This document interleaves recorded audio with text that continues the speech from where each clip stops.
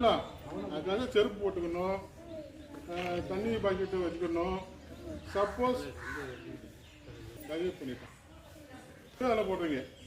Suppose கையில் பட்டுட்டு தீக்காயம் பட்டா நீ என்ன செய்யக்கூடாது, உங்கள் அம்மா அப்பாட்ட சொல்லணும்.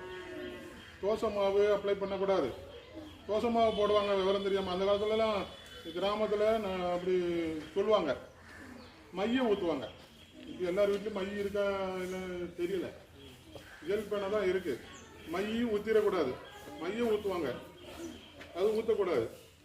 வீட்டில் வாழை மரம் இருந்துச்சுனாக்கே அதை கண்ணை அறுத்து அதை அப்ளை பண்ணாக்கி சேர்க்கும் அப்படின்னு சொல்லி தாத்தா பாட்டி சொல்லுவாங்க. அறியாமையிலே சொல்லுவாங்க, உனக்கு வேணும்னு சொல்லலை, அறியாமையில சொல்லுவாங்க. நம்ம எதுவுமே வைக்கக்கூடாது. என்ன வைக்கணும்னா தண்ணி இருக்குல்ல, இந்த தண்ணி சொன்னமே அதுக்கு இதுக்கும் பயன்படும். தண்ணியை தான் உடனே அப்ளை பண்ணாதான் அந்த தோலை ஒன்று நம்ம இப்போ இயற்கையாக இருக்குன்னா தோல் இந்த மாதிரியே இருக்கும். தீப்புண் பட்டுச்சுன்னா அதை மாறவே செய்யாது. ஒரு கத்தியோ பிளேடோ பட்டுச்சுன்னா சரியாயிடும். இப்போ இருக்க மாதிரியே அந்த தோல் ஃபார்ம் ஆகும். தீப்புண்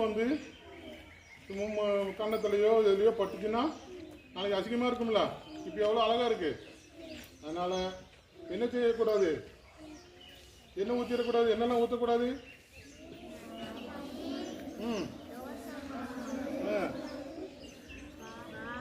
தோசை மாவு, மை, வாழைத்தண்டு, இன்னும் என்னெல்லாம் காப்பித்தூள் இதெல்லாம் வைப்பாங்க. அதெல்லாம் பண்ணாதீங்க, தண்ணியை ஊற்றுங்க. அதை விட பெஸ்ட்டு அப்படின்னா எல்லார் வீட்லேயும் ஃப்ரிட்ஜ் இருக்குது, அதில் ஐஸ் க்யூப் இருக்குமா, அதை வச்சா அது இன்னும் பெஸ்ட்டு. அதுதான் நல்லது. வேர்ல்டு ஹெல்த் ஆர்கனைசேஷன்லேயே ரிசர்ச் பண்ணி இதை சொல்லியிருக்காங்க. சரியா, உலக முழுக்கும் இதை தான் ஃபாலோ பண்ணுறாங்க. சரி, அதெல்லாம் உங்களுக்கு நடக்கக்கூடாது.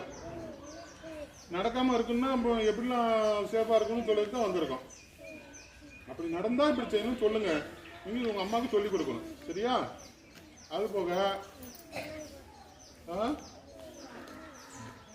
இந்த புஷ்வானம் வெடிக்குமா, புஷ்வானம் வெடிக்குமா, புஷ்வானம் மேக்சிமம் வெடிக்காது. ஆனால் வெடிக்காதுல்ல அப்படின்னு சொல்லிட்டு சிலவங்க கையிலலாம் பிடிச்சி சீன் காமிப்பாங்க. அண்ணன் எல்லாரும் சில நேரங்களில் வெடிச்சிடும். வெடிக்கையில் வெடிச்சு என்ன ஆகும், பாய்ச்சிரும் இல்லையா.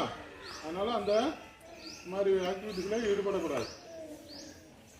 புஷ்வானம், தரச்சக்கரமும் வெடிச்சிருக்கு. என் கையிலேயே வெடிச்சிட்டு ஒரு நாள் இப்படி சொல்லித்தராமல் உங்களை மாதிரி சின்ன பையனாக இருக்கும்போது வெடிச்சிருக்கு. எனக்கு அந்த எக்ஸ்பீரியன்ஸ் எனக்கு இருக்குது. சரியா, அப்போ உங்கள் அண்ணமாக இருக்குதா